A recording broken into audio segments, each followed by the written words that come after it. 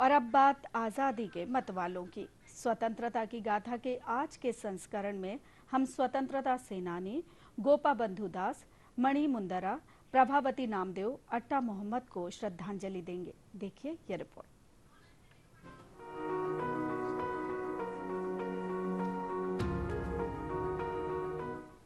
आज की कड़ी में हम याद कर रहे हैं उड़िया समाज सुधारक उत्कल मणि गोपा बंधु दास को, जिनका 17 जून 1928 को निधन हुआ था। उनका अस्पृश्यता के खिलाफ धर्म युद्ध, विधवा पुनर्विवाह का समर्थन, साक्षरता, विशेष रूप से व्यवसायिक प्रशिक्षण के लिए अभियान और सबसे बढ़कर गरीबों तथा निराश्रितों के लिए उनकी करुणा ने उन्हें अमर कर दिया।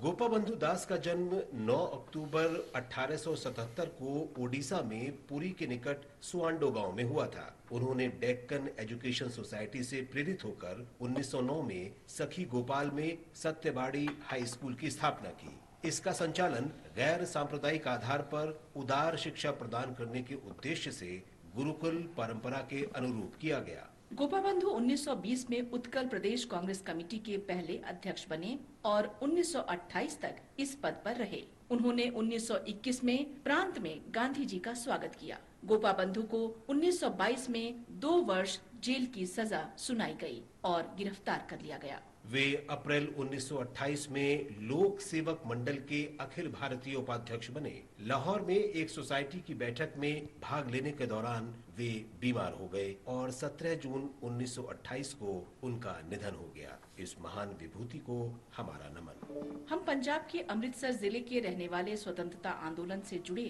मणि को भी याद करते हैं, जिनकी मृत्यु 17 जून 1919 को हुई थी। वे रॉलेट एक्ट के विरोध में महात्मा गांधी के राष्ट्रव्यापी हड़ताल के आह्वान पर 6 अप्रैल 1919 को की गई हड़ताल में सक्रिय रूप से शामिल थे। मणि पर सार्जेंट रोलैंड की हत्या का आरोप लगाया गया था। 17 जून 1919 को उन्हें फांसी दे दी गई। इस महान बलिदानी को हमारी भावभीनी श्रद्धांजलि।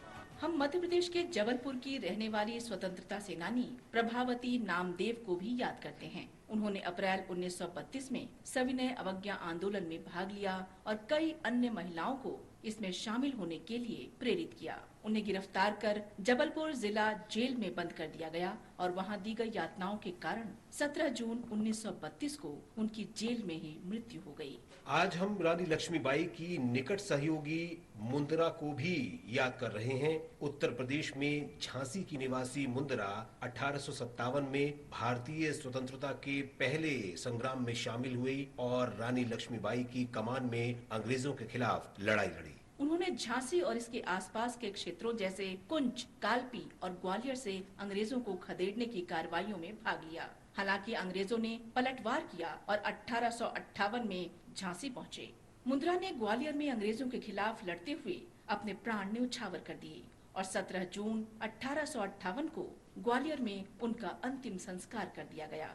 आज हम शहीद अता मोहम्मद को भी याद कर रहे हैं, जिन्होंने 1857 में स्वतंत्रता के पहले संग्राम में भाग लिया था। एक झड़प के दौरान कंपनी के सैनिकों ने उन्हें पकड़ लिया और ब्रिटिश अधिकारियों के खिलाफ विद्रोह करने के लिए उन पर मुकदमा चलाया गया। अता मोहम्मद को 1857 में आजीवन कारावास की सजा सुनाई गई। 17 जून 1858 को सेल्युलर जेल में उनकी मृत्यु हो गई।